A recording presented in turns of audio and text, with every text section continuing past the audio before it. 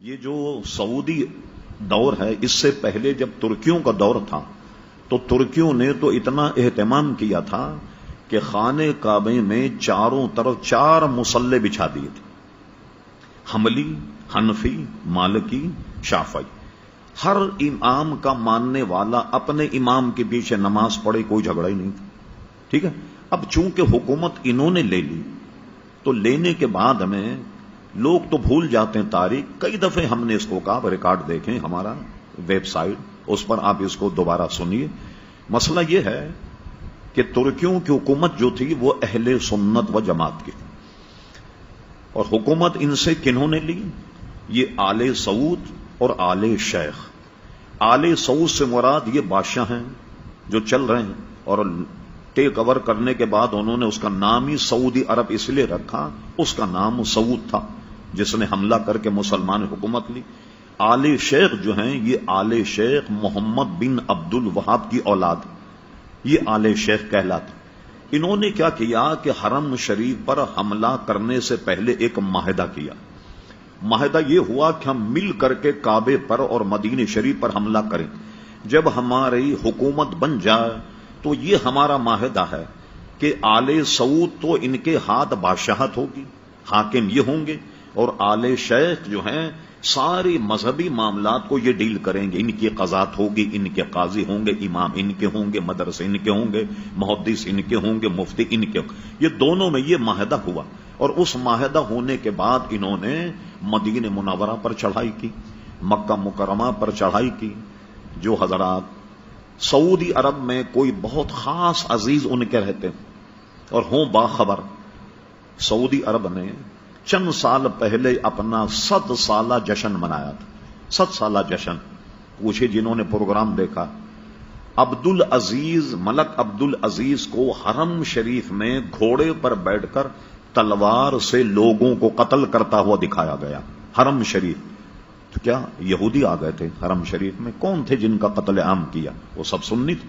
مسجد نبوی کے امام کو مصلی پر تلوار سے ذبح کیا، اور صرف 200 حضرات نے مدینہ شریف پر حملہ کیا۔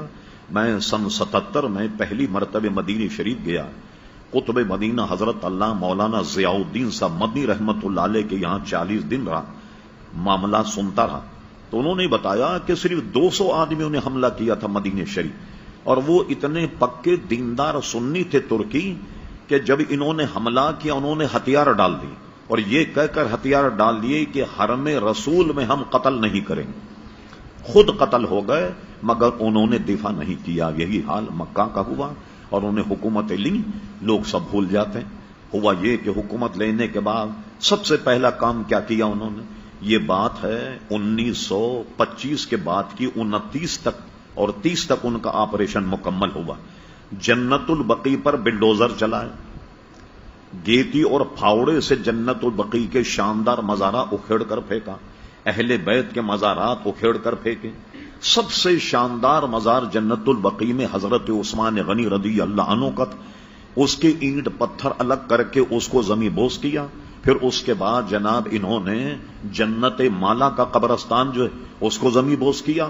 یہ سارے مزارات انہوں نے ڈھا دیے، اور اس وقت کے نزدیک کہتے تھے کہ یہ گنبد خضرا جو ہے یہ صنم اکبر ہے، سب سے بڑا بت یہ، معاذ اللہ، گنبد خضرا کو سب سے بڑا بت تصور کرتے تھے، لیکن ان کو وہ شہید کرنے میں قادر نہیں ہو سکے۔ جب انہوں نے جنت البقیع، جنت مالا کو ڈھایا، تو یہ اس زمانے کی بات ہے جب مولانا محمد علی جوہر، علامہ عبد الحامد بدایونی، علامہ عبد العلیم صدیقی، ایک صحافی تھے جن کا نام ریاض الحسن ریاض حسین تھا۔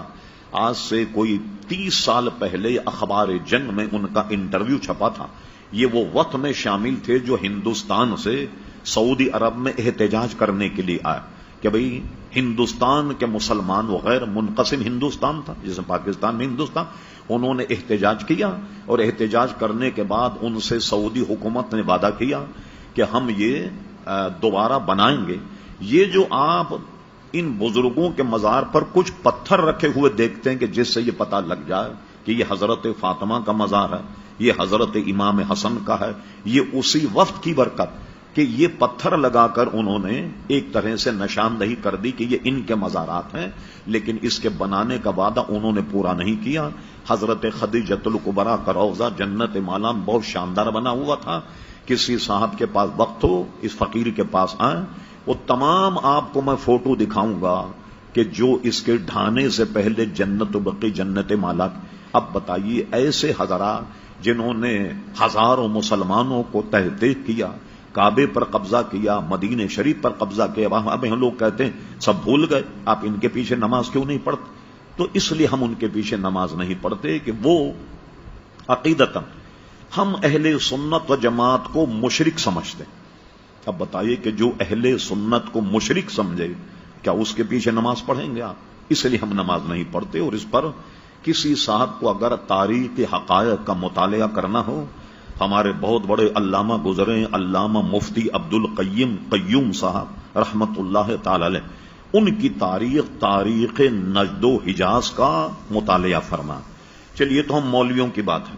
محمد بن عبد الوہاب کیا تھا؟ آپ انٹرنیٹ پر سرچ کریں آپ، ہم فرے کے اعترافات۔ یہ ہم فرے کون تھا؟ 7 جاسوس جنہوں نے سلطنت عثمانیہ کو توڑا، 7 جاسوس، 6 مرد تھے، 1 خاتون تھی۔ تو انہوں نے استنبول میں جا کر کیسا تفرقہ ڈالا، یہ جو بتا رہا ہوں میں آپ کو، ہم فرے، اس نے استنبول میں ایک شیخ کے پاس بیٹھ کر درس نظامی پڑھا، عربی زبان پڑھی اور جاسوسی کی، اور کہتا تھا کہ کبھی بھی کسی کو مجھ پہ شک ہو جاتا کہ جاسوسی کا، میں فوراً عربی بولنا شروع کر دیتا۔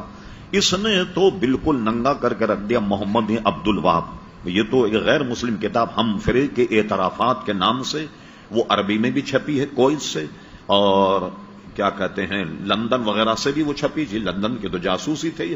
یہاں اگر آپ جائیں برٹش ایمبیسی، آپ کو یہاں انگریزی میں کتاب مل جائے گی، وہ یا ہم فرے کے اعترافات، اور اردو زبان میں بھی کسی نے یہاں پاکستان کے کسی پروفیسر نے ترجمہ کیا، کتب خانے جو ہیں چھان بین کیجئے، اس میں آپ کو میں کتاب مل جائے۔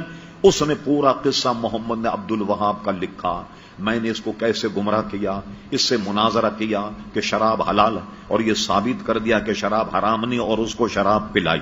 پھر اس کے بعد اس سے کہا کہ متا منسوخ نہیں ہوا، اور اس سے منافقوں کے عالم تو بن گیا تھا استنبول، اس سے مناظرہ کر کے اور کہا کہ متا جو ہے وہ منسوخ نہیں ہوا، اور برطانوی خاتون جو تھی جاسوس، اس سے اس کا متا کرایا، اور اس کے حسن و جمال میں اس کو ایسا پھانسا وہ نکل ہی نہیں پایا، اور اس کے غبارے میں یہ کہہ کر ہوا بھری، بھائی تو اللہ کا بہت بڑا بندہ ہے، جیسے حضرت فاروق اعظم رضی اللہ عنہ ہیں، اور اللہ تعالیٰ تجھ سے ایسا کوئی کام لے گا جیسا حضرت فاروق اعظم نے لے لیا۔ یہ تو انگریز مورخ کو پڑھ لیں بھائی، اب ہماری بات پر اعتماد نہ کریں۔ ہم فرے کے اعترافات یہ انٹرنیٹ پہ موجود ہے، کوئی سے جو کتاب چھپی اس میں تو ہم فرے نے محمد بن عبد الوہاب کا فوٹو بھی اس میں لگایا، فوجی وردی پہنا ہوا جیسے ہوتے تھے نا وہ خول وغیرہ فوجی لباس، اس میں اس نے فوٹو بھی دیا، اس کو بالکل ننگا کر کے رکھ دیا محمد بن عبد الوہاب۔ یہ ہے آل شیخ، اور وہ آل سعود، اس میں مسلمان سادہ لوگ یہ سمجھتا ہے کہ تو مقدس گھر ہے، اس میں جو امام ہوگا بڑا مقدس ہوگا، مسجد نبوی اس میں جو امام ہوگا مقدس ہوگا۔ ان کارناموں کی وجہ سے ہم لوگ ان کے پیچھے نماز نہیں پڑھتے۔